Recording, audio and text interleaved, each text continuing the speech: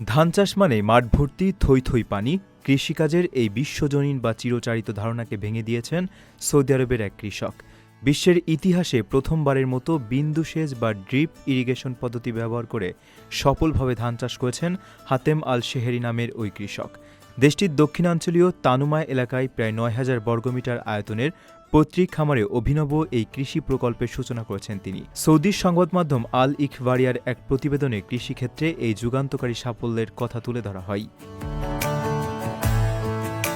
শহুরে জীবনের কোলাহল ছেড়ে কৃষিকাজে আত্মনিয়োগ করা হাতেম আল শেহেরি জানান, শহরের যান্ত্রিক পরিবেশে এক মাসে বেশি টিকে থাকা তার পক্ষে এক প্রকার অসম্ভব।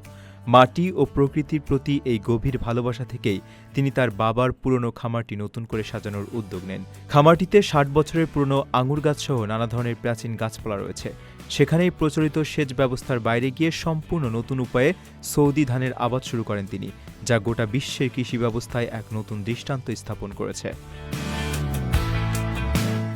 শুধু অভিনব উপায়ে ধান চাষেই নয়, বিলুপ্তপ্রায় কৃষিজ ঐতিহ্য পুনরুদ্ধারেও অসামান্য অবদান রাখছেন হাতেম। প্রায় ৬০ বছর আগে ওই অঞ্চল থেকে হারিয়ে যাওয়া আল মাজদুলা এবং আল সাইলান নামের বিলুপ্ত প্রজাতির ভুট্টার আবাদ ফিরিয়ে এনেছেন তিনি। দীর্ঘ অনুসন্ধানের পর আল মান্দাক প্রদেশের এক বয়স্ক ব্যক্তির কাছ থেকে এই দুর্লভ বীজ সংগ্রহ করতে সক্ষম হন তিনি।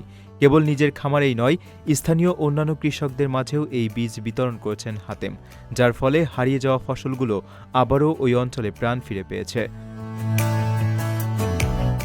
আপনার স্বপ্নগুলো আকাশ ছুবে প্রবাসীর হেলিকপ্টারের মাধ্যমে। বিয়ে, জন্মদিন অথবা যে কোনো বিশেষ প্রয়োজনে হেলিকপ্টার ভাড়া করতে যোগাযোগ করুন স্ক্রিনে দেয়া নাম্বারে। প্রবাসীর হেলিকপ্টার, নিরাপদ ও সাশ্রয়ী বাহনের বিশ্বস্ত নাম।